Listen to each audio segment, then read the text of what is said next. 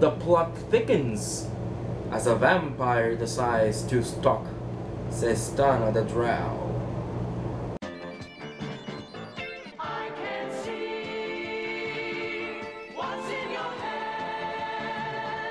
Skullduggery, skullduggery, feeling just the pain. Killer smile, now I understand.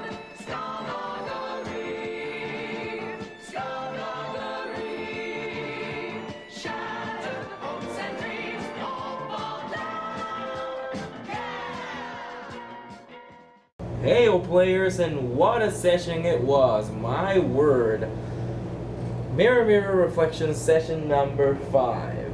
Alright, first things first. I'm gonna talk about this session, but at the time of this recording, a week and a half from now, we're gonna have about a week from now, a couple of days from now, you're gonna be able to see this session live in this channel because I recorded it and I split it into a couple of parts. It's gonna be 8 videos in total. Together they make up a whole session of Pathfinder completely live, recorded in where we ran the game last night. So there's that. You can look forward to that. Hopefully, if I remember, I'll add a link to those videos in this video. And you know, if you want to see how this all transpired, every single tidbit, to see how the players reacted and how they played, you can go there and see that. But for the recap itself, we began with Jack rolling initiative to fight Yog-Sothoth. Yog-Sothoth hits him because Jack failed the initiative. Then Jack decides to full round run away from the creature. That caused an attack of opportunity, so the creature attacked him again, but he was able to run safely. He told the guards. Sestana and Proja decided to assess the situation.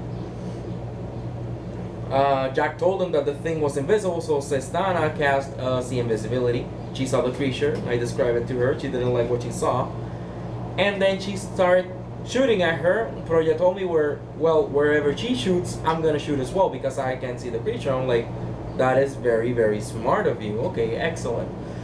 And while they were shooting at the creature, they saw a lot of troops came in and they started shooting towards the general area where the creature was, and apparently a mage of some sort flying above them, telling them where to shoot and how to shoot.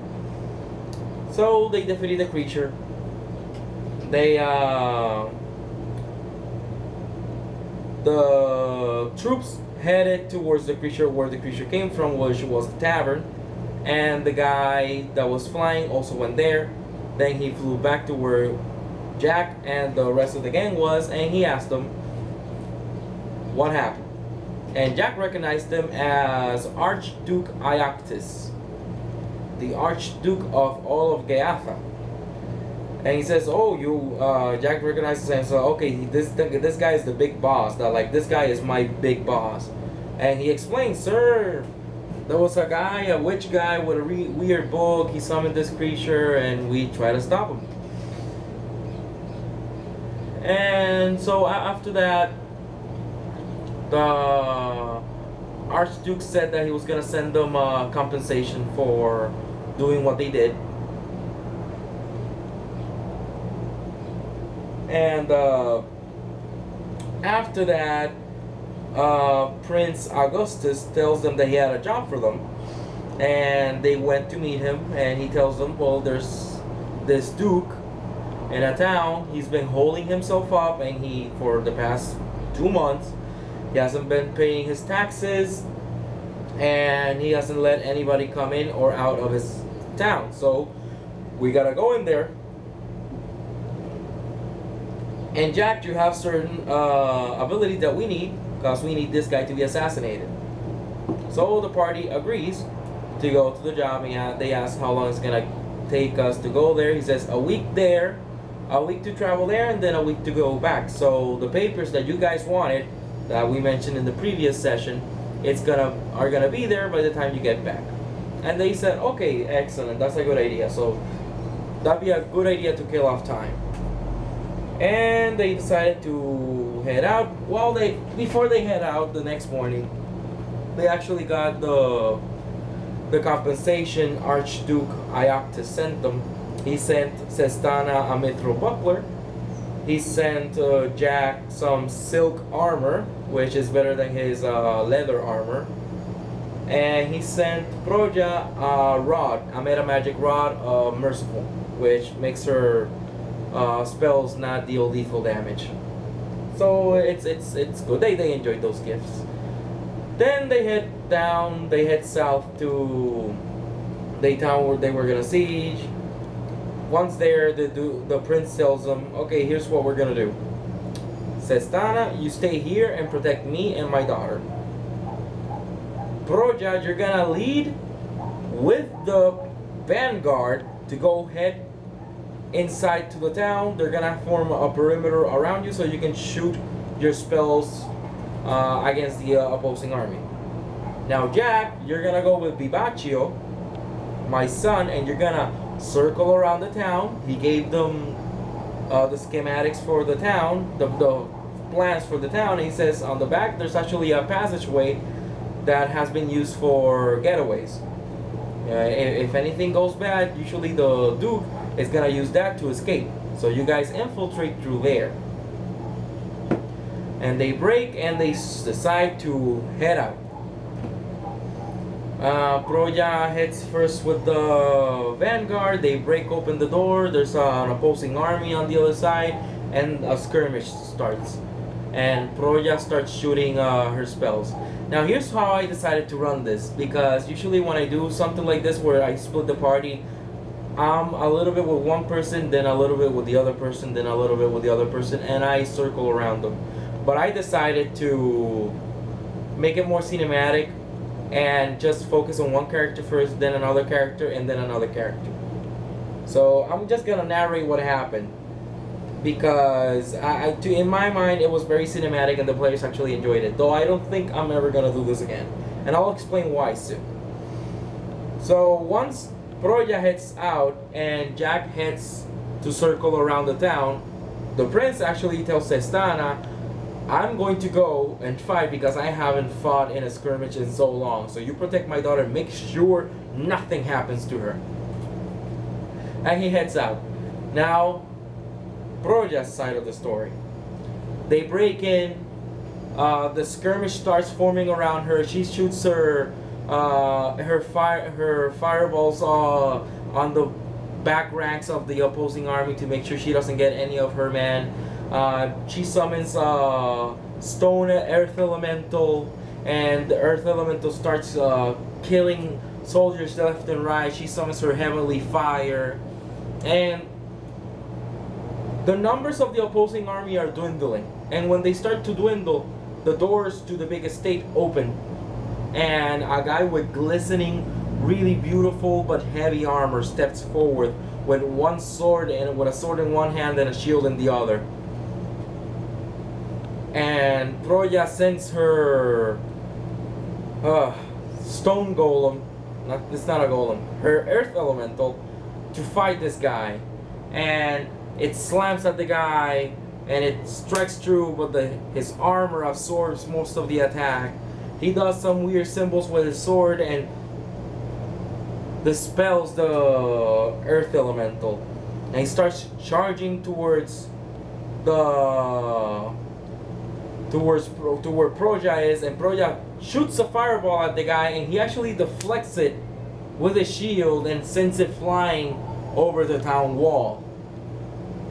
And he uses a spell where he turns into a lightning bolt and he strikes through his army and the opposing army and hits Proja, which really knocks her on her feet. She fell to the floor. She was badly wounded.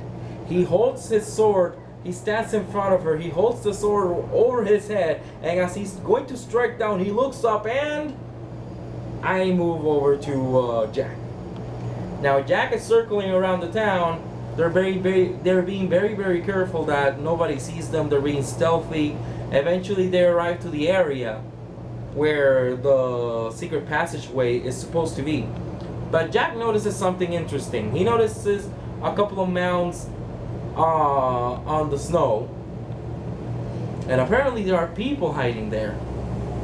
Jack tells this to Vivacio, the son of the prince, and he tells him, send your people around them so we can ambush them, but I think there are people there that want to ambush us, so let's send our men around so we can ambush them. And he says, okay. They start circling around them, and when they're a few feet away, well, not a few feet away, when they're like 30 feet away, a fireball appears from beyond the wall of the town and falls on these guys and scorches them. And then most of them perished at that moment. Jack was paranoid because Jack thought it was a wizard attacking them. So he was very, very careful to close in on the hidden door. But you know what I did there. Proja's fireball spilled into his scene. And then they find the door, they open it, it had a trap, but it was a very minor trap. They disable it, they go in, they arrive into the, oh, what was it? The larder of the estate.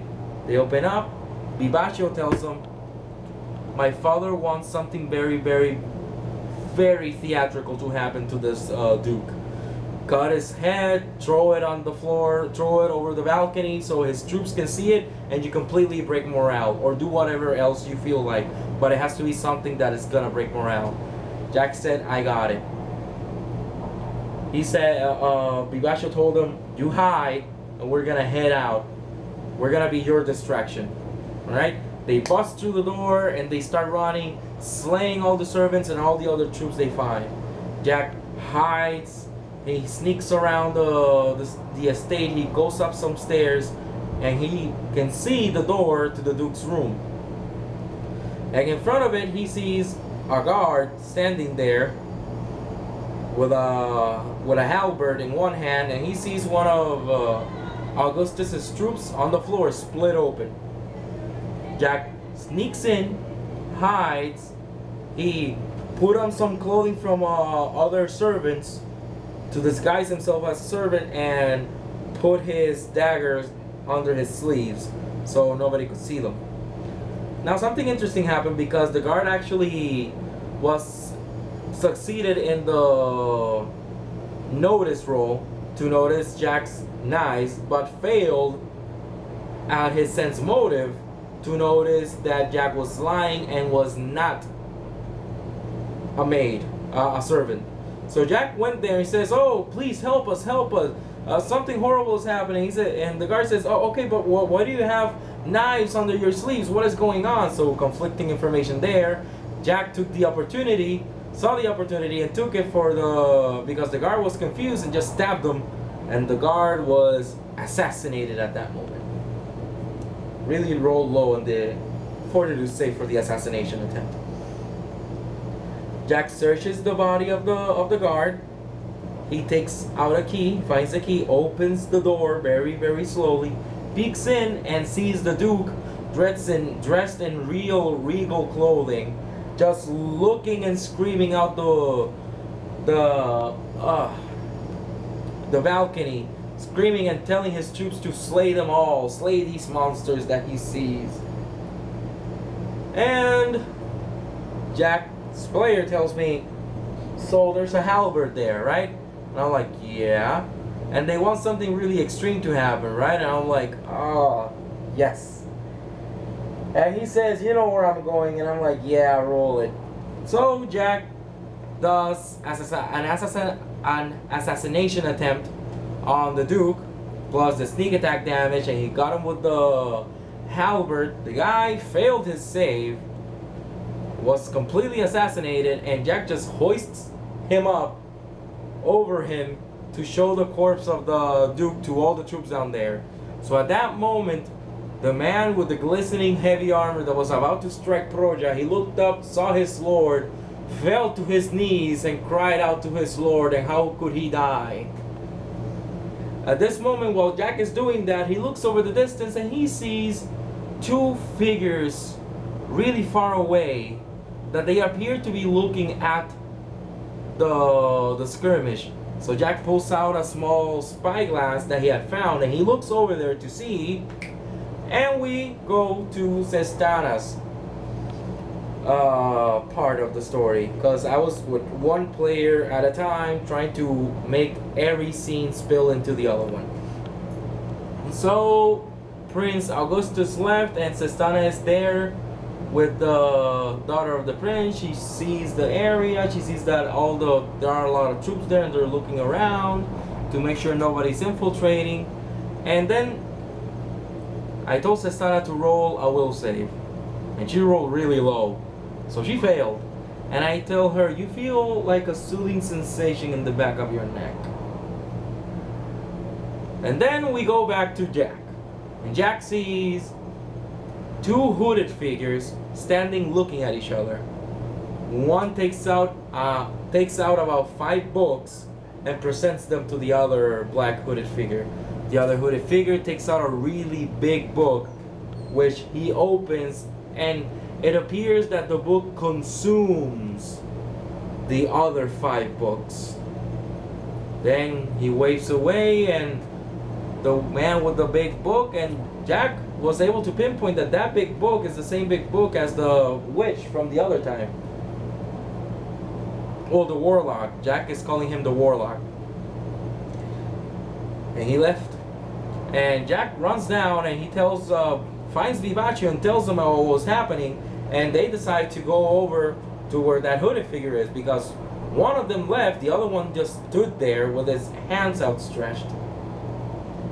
So Proya decides to head back into the tent to check up on Sestana, and when she goes there, she sees all the troops there are dead, and the prince and the daughter of the prince is on the floor, face down with a lot of bruises and really banged up. She patches her up. The prince enters, pushes her away, and tries to tend to the wounds of his daughter.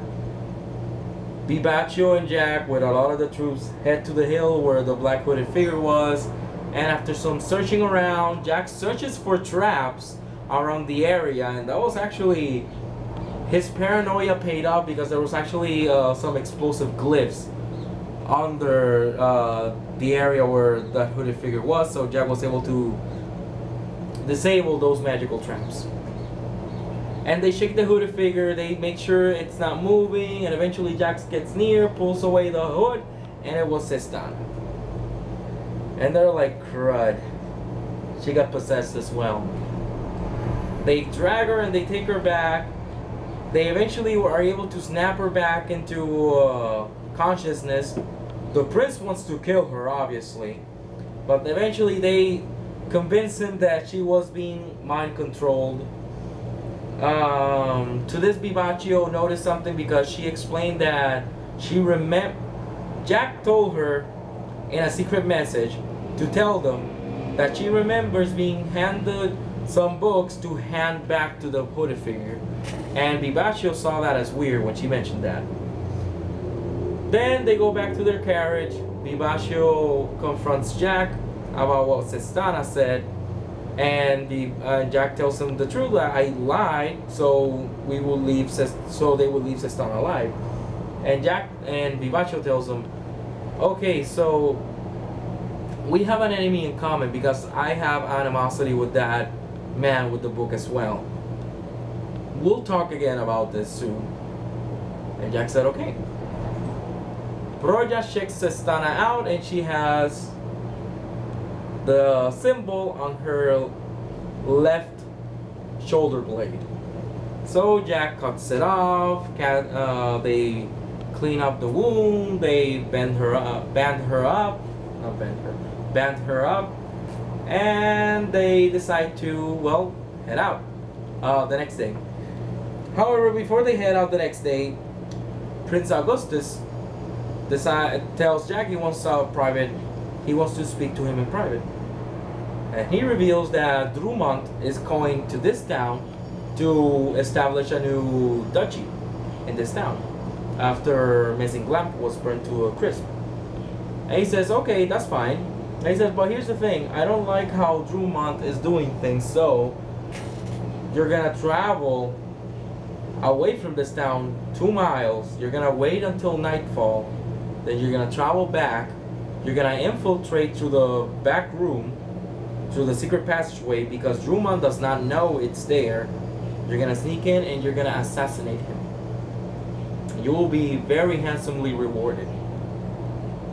And Jack was agreed to it. So Jack tells the other party members that he has some things to do and that he'll catch up to them in about a day. They head out, and during the night, Jack infiltrates. Actually finds out that things are going his way. Strangely enough, nobody closed the secret passageway. Apparently it was true. Nobody knew about the secret passageway. Jack arrives to the Duke's room once again, and he notices a guard. He checks out the guard, and he notices the guard has a gash on his chest. And he notices that something weird. He has like a knife hidden away behind him. And the guard is slumped down on the floor. Jack checks the guard out. The guard is not responding, so Jack decides to slit his throat and make sure he's dead.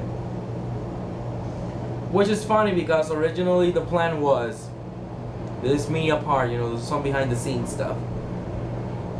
The guard was there to make sure so that the other guards had an alibi. It was an assassination attempt. Somebody snuck in and poisoned the guard with Drow poison and knocked him out, but didn't kill him. That was the plan. People were gonna find Drummond dead, and when they asked the guard, they were gonna check him, and he had traces of Drow poison, so he got knocked out, and then the assassin assassinated the Duke. But Jack decided to kill the guy because Jack was really weirded out about what was happening. In part, it was fault of Augustus, because Augustus didn't tell him that there was a guard on the inside that knew what was gonna happen. But Augustus is a schmuck. That's how it is. So Jack goes inside and sees Drummond and kills him. It's funny because Drummond survived the assassination roll but failed the coup de grace roll, so he dead. Then Jack rode back. Jack traveled about 5 miles away from the town, found a person waiting for him with a horse, gave him a horse, and Jack traveled back to town. So about a week passes. The girls arrive first to Endemont, and in Endemont they get the papers. They find out the names of the Drow. Cesana tells Proja the names of the Drow, and they found out some papers. They got the papers, and they know that 2 Drows are to the east in a place called Banshee Keep. There's a Drow to the west who got into the western forest. They know about a Drow that was to the south, which is the Drow that they already know it's dead. There's Sestana. There's a Drow was last seen in Endemont, but nobody ever saw her leaving Endemont, so they believe that she's still in Endemont. And there's another Drow that escaped Endemont and nobody knows where he is. So they decide to check Endemont first, and they decide to go to the slums first, because if there's a Drow hiding, it's probably in the slums. So they go to the slums and they're gonna roll their gather information, but Proja has a really good idea. She looks for a soapbox. She stands on the soapbox and she says, I'll offer 5 gold pieces to whoever can bring me a Drow that's living in the slums. And I'm like, you know what, that was actually pretty damn clever. And I told her about 30 minutes later, 5 people bring you a Drow that is completely bound up, gagged, with a bag over her head. They take out the bag and they show her that it's a Drow, and so Proja gives 1 gold piece to each person. They're very happy and they leave. Sestana recognizes her as one of the Drow that escaped with her. After a long and lengthy conversation, they realize this Drow did not want their help.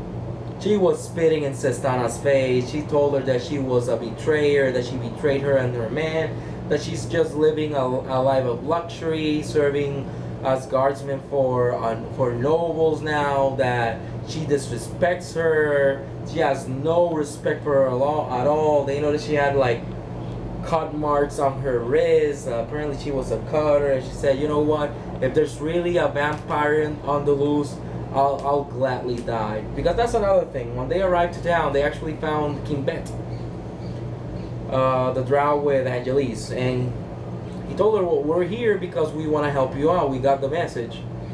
And Sestana told them about what they found, the Drows with their heads cut up to the base of their necks, and Kimbet was actually the one that told her that's the mark. That's usually how vampires kill Drow in Trasfrangere. They cut our heads to the base of their neck to show us that they will kill us, but they will not feed on us, because they believe our blood to be disgusting. So now they're worried because now they believe there's a vampire in the loose in Oglinda, and she has it in for Sestana. Kimbet gave her a name. It was Zapada Dusk Flame, the name of the vampire. That's probably after Sestana and her men.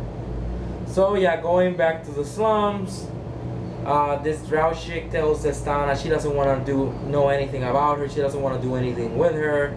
She doesn't care. She might as well die because of what Sestana did, that she abandoned her for 10 years. And she waited for her 10 years in that town, surviving on rats and stuff like that. And eventually Sestana just leaves her. She says, you know what, you don't want to be saved? Screw it. She lets her go. During that night, Jack arrives. And Jack, while he's going, making his way through the... While Jack is making his way to the inn, something peculiar happens. So Jack sees a weird shadow scuttering across the sky. I told him it was like it jumped from a window and it started scuttering like a cockroach in the air, like the way how cockroaches move. That, but in the air. And Jack thought about following it, but he realized that thing was scuttering away really fast. So he decided to run into the tavern, go upstairs, bang on Proya's door, and go over to Sestana's room and open the door. Proya wakes up. Sestana was having extremely and eerily pleasant dreams. Jack opens the door and he sees the head of a Drow on Sestana's bed. They meet up. Jack hides the head. They wake up Sestana. They make sure she doesn't see the blood stain on the bed. They try to, like, are you fine? Did anything happen to you? They sit her down, and eventually they tell her that Jack saw that weird thing flying away and that they found the head.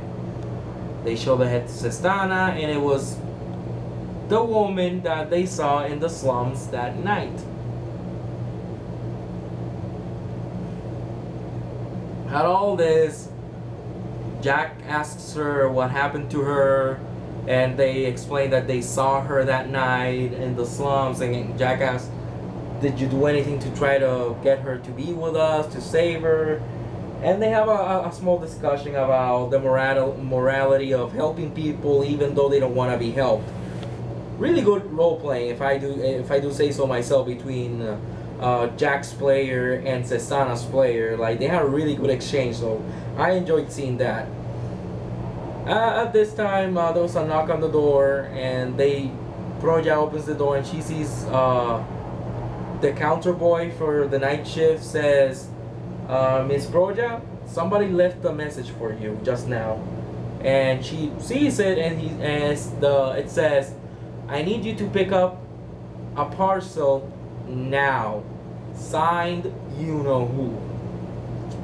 And Proya's backstory and one of her disadvantages is she's being blackmailed by a noble. So Proya tells the other characters, I'll be right back, I have to go deal with some things. She heads out. She goes to the slums. On the way there, she noticed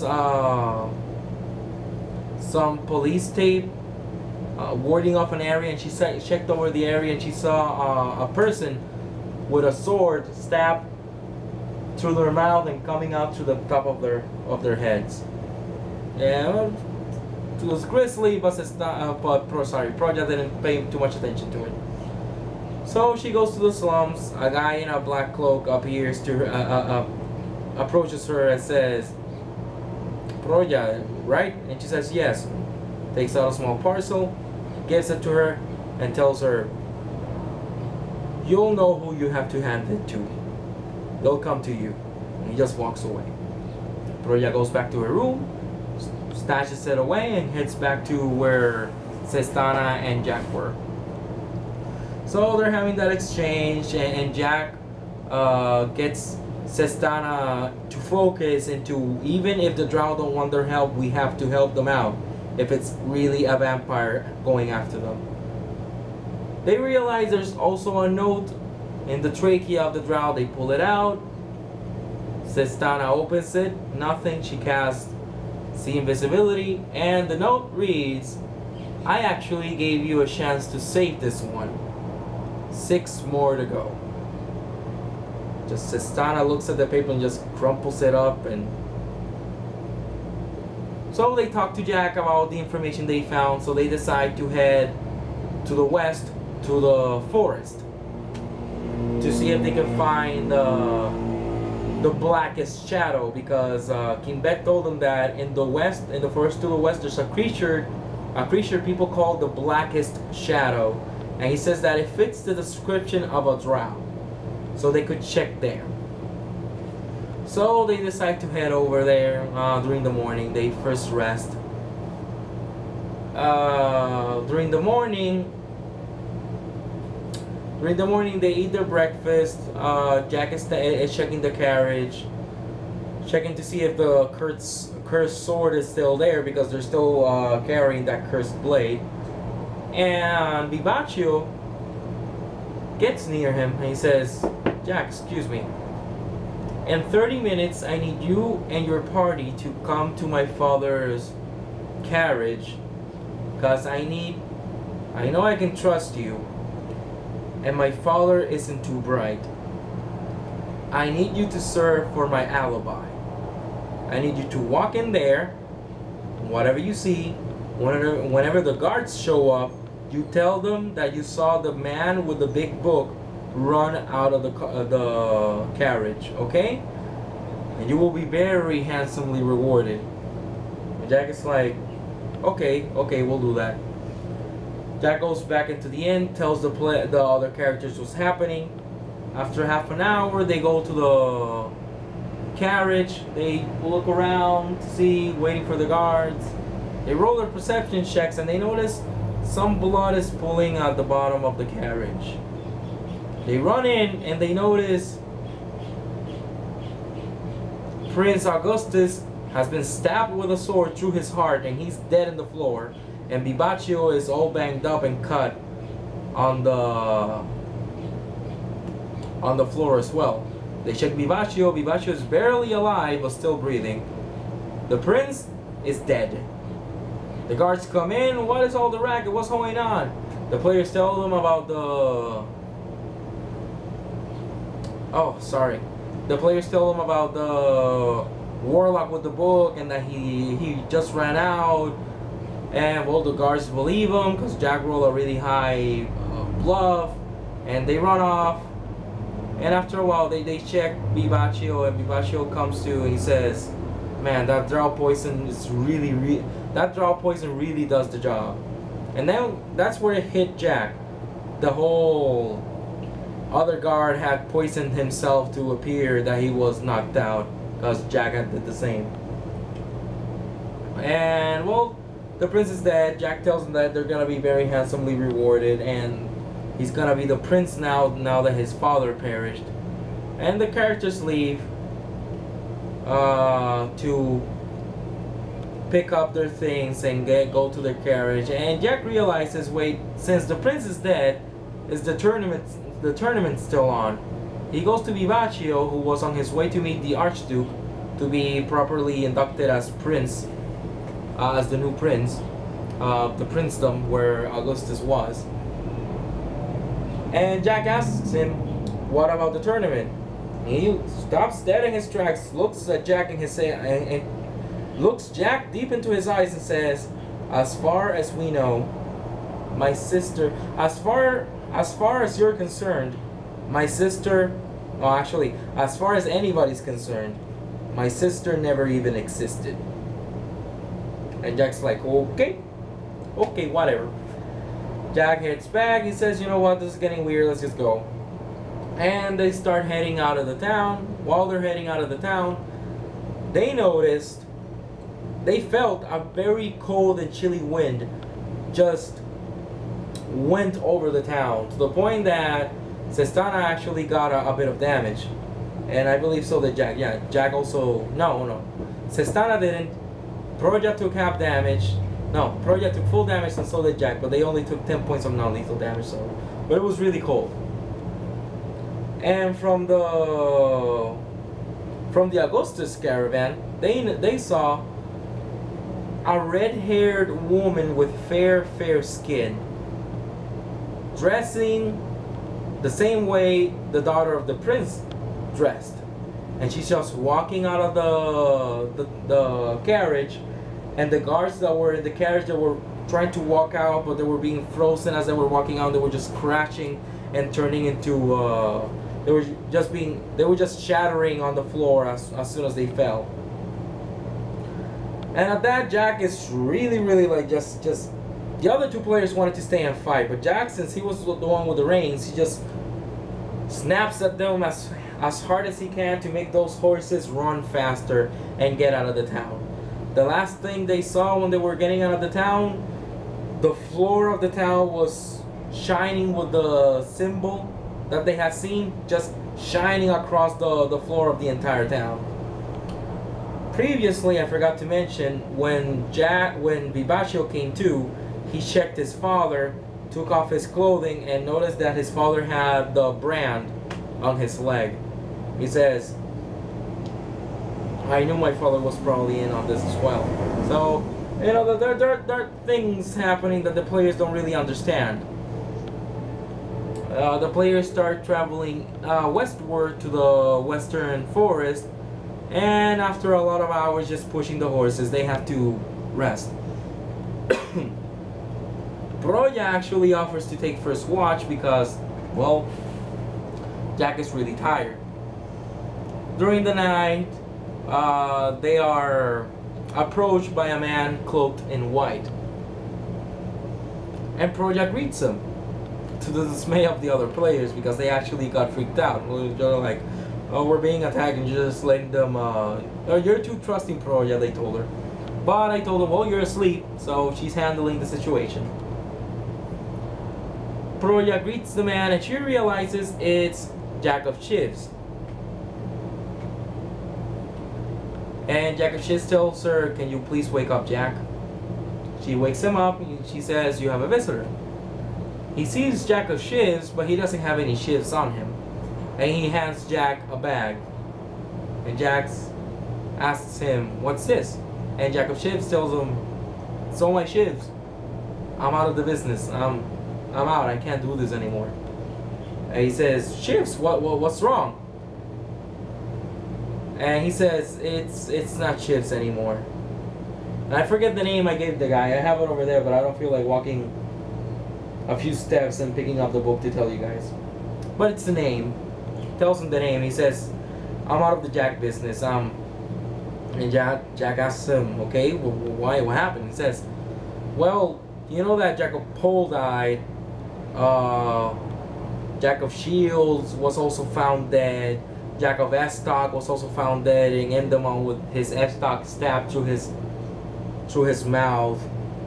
And apparently just Jacks are disappearing and turning up dead. So somebody definitely has it in for us, and I don't want this on my head, so I'm out. And Jack is surprised, concerned, and confused at the same time. And he says, "Oh, thanks." And like Jack of Shivs just leaves, and he says, "If I ever see any other Jacks, I'll let them know what's happening." So, and that's where we ended our session.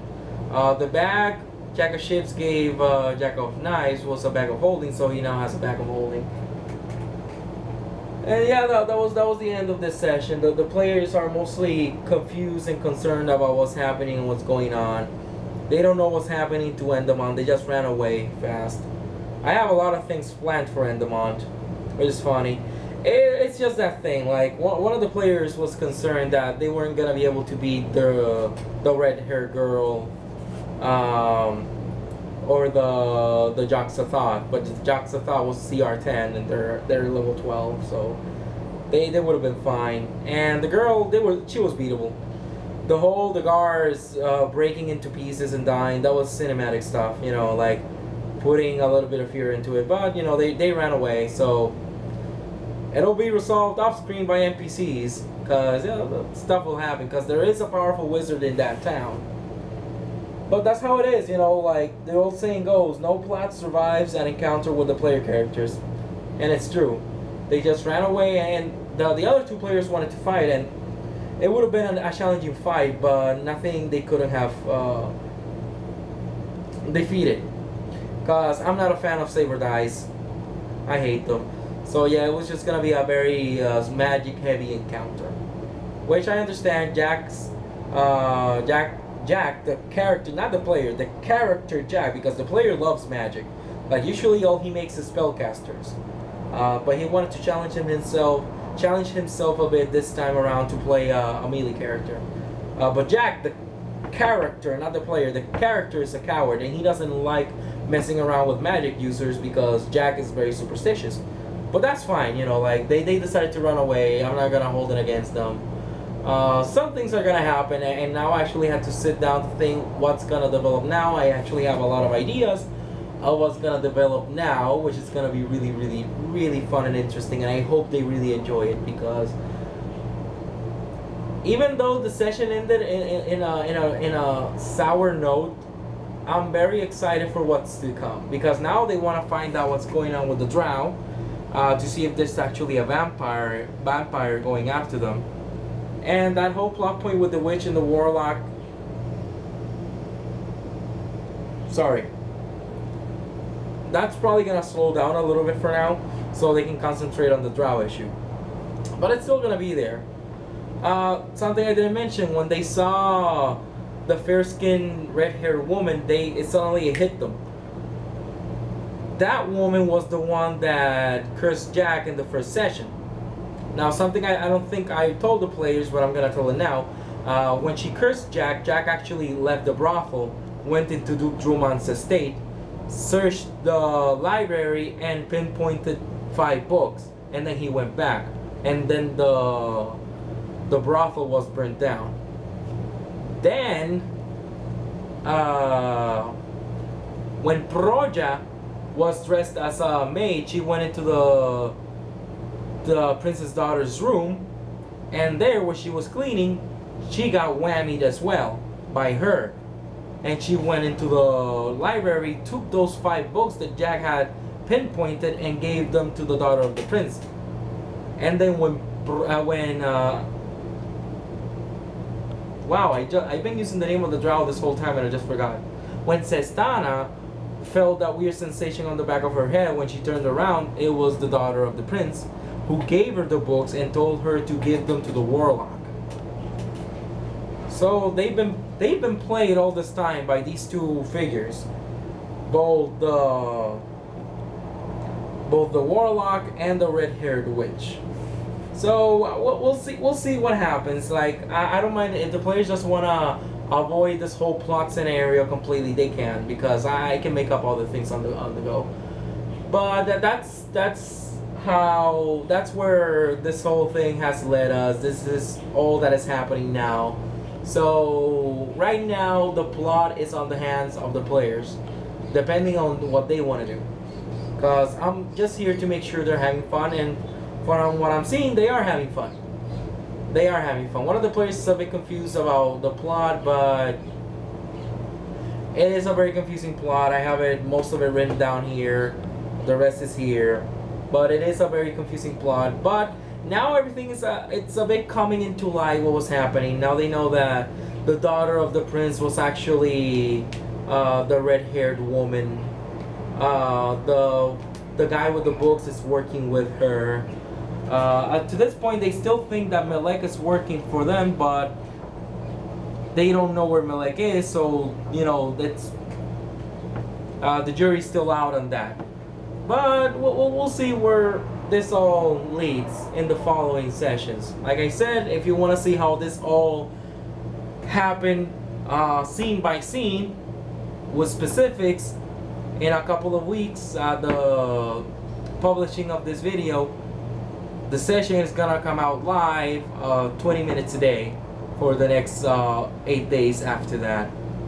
And until next time, I hope you're enjoying these recaps. I know I'm enjoying telling you guys about these recaps, which I'm eventually gonna use to design my first video game on RPG Maker and see how that works. So pray for me. I have no idea what I'm biting into. I'm pretty sure I'm biting more off than I can chew. But until then, remember guys, rule number 1, always have fun. Game masters, remember, listen to your players and make sure they're having fun.